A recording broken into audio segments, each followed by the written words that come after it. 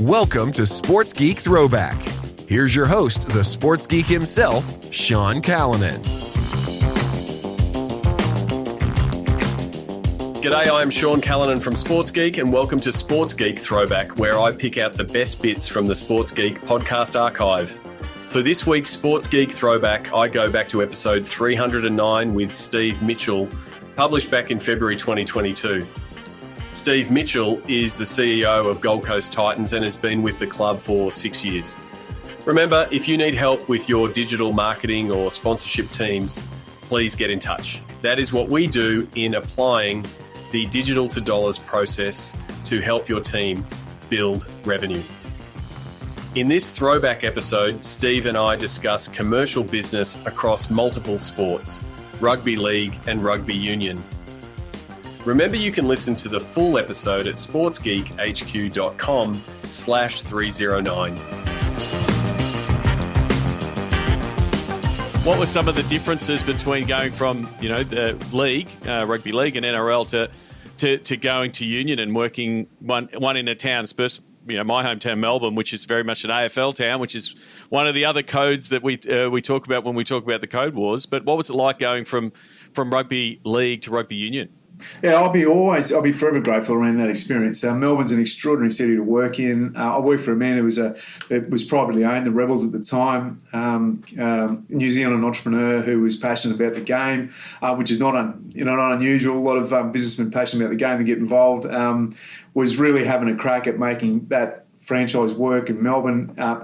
Melbourne's an AFL town, a footy town. So you're in a non-traditional market where you're taking a product to market. So you've got to innovate and you've got to be pretty savvy around the way you do the job. The networking, the time I spent in the market, and the lessons I learned, and some of the cross-pollination between codes and some of the people I met was some of the greatest learnings of my career. Melbourne was phenomenal. And the other part about rugby union in Melbourne, and it's a story that's never quite been told, but we started doing a brand DNA piece on the club so we could tell our story a little bit more. And if we started to eke back and really do some research on rugby union in Melbourne, it goes back to the very foundation of the AFL itself, where T.W. Wills went to rugby college in England, came back as a cricket player, and then basically evolved, AFL for a sport that was for cricketers that were, keeping fit over winter. But a lot of that was rugby-based stuff, and he changed the tackle technique because he thought the ground in Victoria was too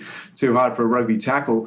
And I was finding all these photos and all this history of rugby union in Melbourne. Half the Wallaby side was based in Melbourne prior to World War II.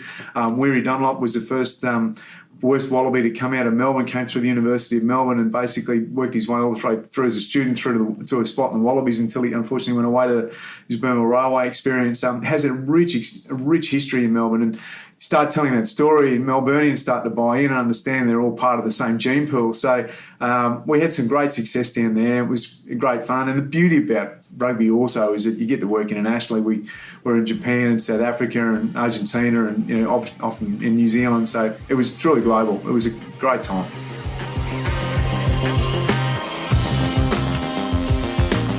If you like this Sports Geek Throwback episode, please check out the full episode at sportsgeekhq.com. Please share Sports Geek with your sports business colleagues. We appreciate you sharing. We love working with podcast listeners. Please get in touch so we can help your team. Go to sportsgeekhq.com/phone call. All Sports Geek episodes are available at sportsgeekhq.com and all podcast platforms.